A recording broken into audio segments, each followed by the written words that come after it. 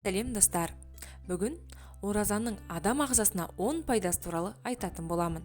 Мені жоғалту алмас үшін лайк басып, каналыма тіркеліп, жаңа видеоларымды көру үшін қоңырауша белгісін басып қойыңыз. Алдағы уақытта денсаулыққа пайдалы кеңестермен көбірек бөлісетін боламын. Рамазан ерекше ай. Бұл айда жасалған ғибадат құлшылықтарға Алла тағала еселеп сауаптар жасады. Хазіреті Мұхаммед пайғамбарымыздың хадис шәріпінде: Рамазан айында бір жақсы іс жасаған адамға Алла тағала басқа айларда парыз істі орындағанның сауабын береді. Ал парызды орындағанға басқа айларда 70 парыздың сауабын жазады деген. Ораза діни парыз. Оны орындау тек жанға ғана емес, денеге де пайдалы.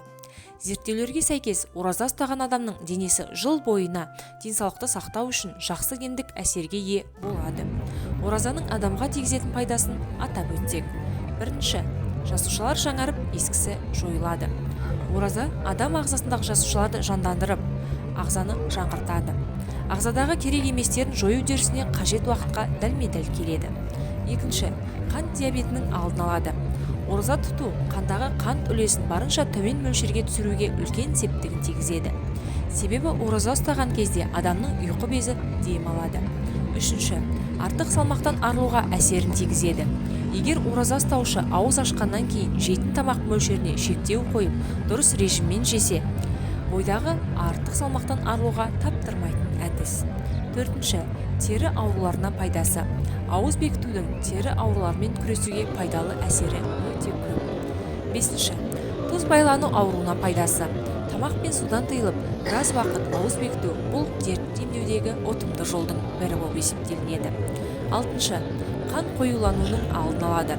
Көптеген мұсылмандар және мұсылман емес ғалымдар ауыз бекітудің денедегі майдың құрамын азайтумен қатар холестерин мөлшерін де бәсеңдететінін жарыса айтады. Жетінші, адам ағзасын улы заттардан тазартады. Сегізінші, ас қорыту жүйесі дем алады. Тоғызыншы, жағымсыз тәуелділіктерден арылу. Рамазан айы шылым шегу, ішімдік ішу, құмар ойындары сияқты жағымсыз арам әдеттерден арылуға таптырмайтын кезең. Оныншы, қан қысымын түсіру мен бас ауруына пайдасы. Ауыз бекіту қан қысымын түсіруге және қанның қоюлану қаупін азайтуға бағытталған табиғи жол. Алла ұстаған оразаларыңызды қабыл қылсын. Қазақша каналдың дамуына үлес қосып, лайк басып, комментарий жазып, видеоны соңына дейін қарап, жақындарыңызбен бөлісе отырыңыздар.